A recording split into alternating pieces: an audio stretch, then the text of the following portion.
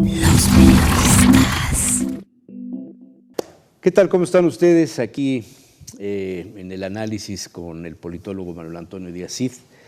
Este día 2 de julio nos amanecimos con la noticia de la muerte del periodista Jacobo Zabludovsky. No deja de ser un hecho, Manuel, gracias por estar con nosotros, no deja de ser un hecho trascendente que un hombre que estuvo tantísimos años en el radio, en la televisión, en los medios impresos periodísticos, en la revista Siempre, que formó parte de la comunidad judía más importante de México y que además le tocaron momentos estelares en el siglo XX, el tema de los cohetes que eran lanzados por vez primera al espacio, la entrevista en el momento en el que entra Fidel Castro a La Habana, cuando la revolución, las entrevistas con Tito, el tema de los toros, de los tangos, de mil cosas. Y también en el tema técnico periodístico, pues fue el pionero de los programas de noticias por radio y por televisión. Marcó toda una pauta y se convirtió en un determinado momento en el protagonista más importante de los medios masivos en México y pretendió serlo de habla hispana ante el fracasado proyecto de ECO, que te acordarás que lanzaron una cadena en aquel momento Televisa asociada con otras cadenas latinoamericanas para manejar una especie de CNN en español en todo este continente. Pero independientemente de eso, un hombre ligado a la política, a López Mateos, a Díaz Ordaz. Fue sin duda una figura emblemática porque en aquella época yo me acuerdo, cuando tú sacabas a colación cualquiera de los temas informativos, la gente te contestaba, pero es que yo se lo oía a Zabludovsky. Y con eso daban por seguro que lo que se estaba discutiendo había sido ya... Era la verdad. Exacto, manejado por Zabludovsky. Era un hombre de trato agradable, era un hombre de visión bastante amplia sobre los acontecimientos. Estudió en la Ibero, es egresado de la Ibero en la carrera de comunicaciones y antes de eso ayudaba a su padre en una tienda que tenían de velas. En la Merced. En la Merced. Y él, y eso era un dato que hablaba bien de su persona, nunca negó este antecedente, ¿no? No, fue un gran defensor, decía que era el comercio y el mercado más grande de América, era la Merced. No cabe duda, él formó parte de esto que ahora llamamos la versión oficial, pero que en sus circunstancias y con la realidad que le tocó vivir, pues eran los primeros pasos en los que los medios de comunicación orientados al tema de noticias tenían que adoptar una postura frente al sistema político en el que vivían, frente a los partidos políticos que desde ese momento comenzaron a crecer a partir de que la televisión les abrió espacios que no habían tenido antes. Y finalmente me parece que las entrevistas que a lo largo de su vida Jacobo Zabludovsky va a tener, no solo en nuestro país, sino en el extranjero, como personalidades del extranjero, lo van a calificar como un periodista importante, como un hombre que sabe manejar la información. Y la entrevista. Y la entrevista, que no siempre era tan fácil, ¿no? Sí. Si tú te acuerdas esa entrevista con Gustavo Díaz Ordaz, cuando iban a operar a Gustavo Díaz Ordaz de la vista, que fue la primera vez que un presidente le abrió los pinos a un periodista, y caminando por los jardines de Los Pinos, el presidente le iba planteando toda una serie de proyectos, planes, resultados que Zabludovsky iba manejando en la entrevista de tal manera que el presidente quedó delante de la comunidad totalmente justificado para las cosas que había decidido hacer. Muchos le calificaron, y hoy en la mañana en algunos tweets y algunos comentarios en las redes, como el símbolo del periodismo oficialista, que no fue crítico a los gobiernos. Sin embargo, tuvo una variante en el momento en el que a mí me lo contó, te lo cuento tal cual me lo contó él en una ocasión en que lo encontré en Madrid, en Lardi, con Sarita, con su mujer, que no la dejaba nunca, por cierto, una señora muy agradable. Le preguntaba yo sobre lo de Televisa, cómo es que lo había dejado, y me dice, mire, yo llegué ese día, como todos los días, sin saber que ese iba a ser mi último día para trabajar. O sea, no sabía que ese día se despedía. Yo creo que se enteró en el transcurso de la tarde, ¿no? Ya antes de entrar al aire. Pero él llegó todavía pensando que al día siguiente repetía.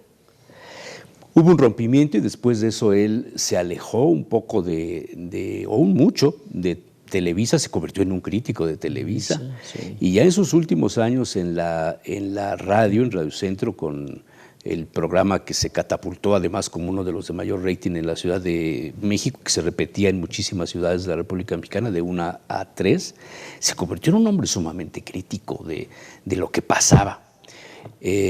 Dentro de sus comentarios políticos últimos de trascendencia, me acuerdo la especie de editorial que él hacía en relación a alguna metáfora donde decía que así como había pasado en tal cosa, a los mexicanos debían estar muy atentos porque López Obrador iba a ser el próximo presidente de la República. Él ya traía otro bagaje ideológico, pero ¿representaba también la opinión de la comunidad judía? ¿O solo era un miembro más de la comunidad judía? Porque a Leo Zuckerman, por ejemplo, que es un analista financiero y político, sí se le considera en determinado momento como el portavoz de la comunidad judía, ¿no? Como muy representativo, sí. Cosa que en Zabludovsky, por lo menos en este punto, nunca quedó claro. Nunca. Bueno, le daba mucha trascendencia al tema del Vaticano y el Papa. Así es, y me parece que a lo largo del tiempo, la figura de Jacobo Zabludovsky se va volviendo también una figura que va creando una cultura de entendimiento y de colaboración desde el punto de vista religioso, porque él no adoptó nunca una actitud de corte radical jacobino, cosa por el estilo. Él fue siempre muy respetuoso de la figura pontificia y él proyectó sobre el resto de los comunicadores esta intención de aparecer como un hombre bien informado, equilibrado en sus juicios y con muchos argumentos para confirmar lo que estaba diciendo. Y esto yo creo que dejó toda una escuela a los comunicadores, que desde luego no siguieron todos. Y dentro de los que no siguieron esta línea, pues están algunos de los que le acusan de ser un hombre entregado al sistema, al establishment sobre todo, ¿no? Pero se olvidan de que a Zabludovsky le tocó la época difícil, la época de abrirse el mercado en el terreno de los comentaristas, la lucha por su independencia en los criterios y el respaldo de los medios a las iniciativas que él tuvo para las entrevistas en el exterior. Me parece que todo esto es un trabajo que él hizo y que ahora lo aprovechan pues todos los que de una u otra forma se dedican a la comunicación. Sí. Y nunca dejó de ser un hombre muy sencillo en su trato, ¿eh? Casi todos los que colaboraban con él, desde el barrendero hasta el jefe de piso, el floor manager de producción, o sea, todo el mundo tenía un concepto muy similar, un hombre muy sencillo, muy amable. Así es. Yo me acuerdo, promotor también de figuras, no sé si recuerdes aquella chica tan bonita que hacía los pronósticos del Paula tiempo. Cusi. Paula Cusi. Bueno, que acabó en los brazos del tigre Escárraga. Acabó casándose con él. Casándose con él, sí. Ya llegó Paula. Ya llegó Paula. Eso se volvió famoso. Se volvió famoso. Con Sabludovsky, que de igual manera tenía, digamos, una forma de comunicar sus puntos de vista y sus opiniones que en su momento le dieron un perfil y una identidad al sistema de noticias en México. Su relación con los presidentes, solo López Mateos y Díaz Ordaz, ¿verdad? Ya después de eso, con Luis Echeverría y esto ya no era lo mismo, ¿verdad? Todavía con Echeverría en los primeros años tuvo un cierto papel, pero luego tú recuerdas que Echeverría empujó, le abrió la puerta a muchos nuevos comunicadores que comenzaban su carrera y a los que desde luego les pesaba mucho la sombra de Sabludovsky. Sí. Entonces, su momento más brillante y más trascendente es el 68. En el 68, Jacobo Zabludovsky era la respuesta a las preguntas de una sociedad que veía inquieta las manifestaciones estudiantiles, que veía las pancartas, que veía las protestas, al mismo tiempo que estaba recibiendo por la televisión la información de lo que estaba ocurriendo en mayo del 68 en París y las manifestaciones de Japón. En Japón con el Sengakuren, las manifestaciones en los Estados Unidos en contra de la guerra de Vietnam y a favor de la pacificación, las manifestaciones en Estados Unidos alrededor de la figura de Martin Luther King. O sea, todo esto era interpretado por Jacobo Zabludovsky en el momento en que él hacía su manifestación de los temas de las noticias, que no solamente daba el dato, sino daba sus comentarios, sus opiniones. Sin duda, el calificativo más bien ubicado de él es oficio periodista.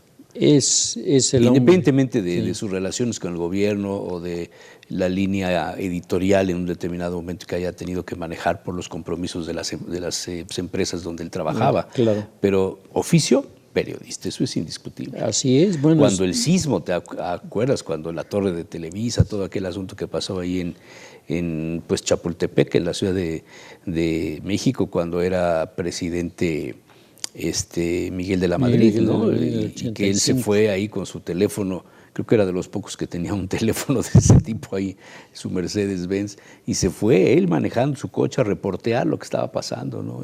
Sí. Eso te habla de la vocación que en él había, ¿no? Él era un periodista que se había hecho en el campo de la experimentación y le tocó... Inventó los guiones de los programas de radio, de noticias y de televisión, porque no lo sabía, nadie los había hecho.